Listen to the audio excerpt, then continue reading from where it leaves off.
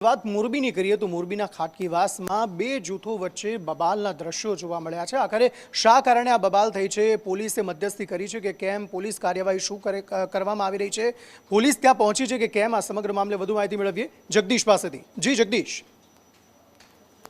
વાત કરવામાં આવે તો મોરબીનો ખાટકીવાસ વિસ્તાર છે અને આ ખાટકીવાસ વિસ્તારમાં ગૌરક્ષકો જે છે તેઓ ત્યાં ગયા હતા અને ત્યાં પહોંચતાની સાથે જ કોઈ કારણોસર ત્યાં માથાકૂટ થઈ હતી અને માથાકૂટના પગલે આ ગૌરક્ષકોને માર પણ પડ્યો હોવાની અત્યારે તો માહિતી મળી રહી છે, પરંતુ તેઓને માથાકૂટ થતા ત્યાં પોલીસ બોલાવી પડી હતી અને પોલીસ દ્વારા આ ગૌરક્ષકોને બચાવી લેવામાં આવ્યા હતા। સાથે જ આ ગૌરક્ષકો જે કારમાં આવ્યા હતા અને કાર પોલીસ લેવા જતી હતી તે દરમિયાન ત્યાં ચક્કાજામ કરવામાં આવ્યો હતો।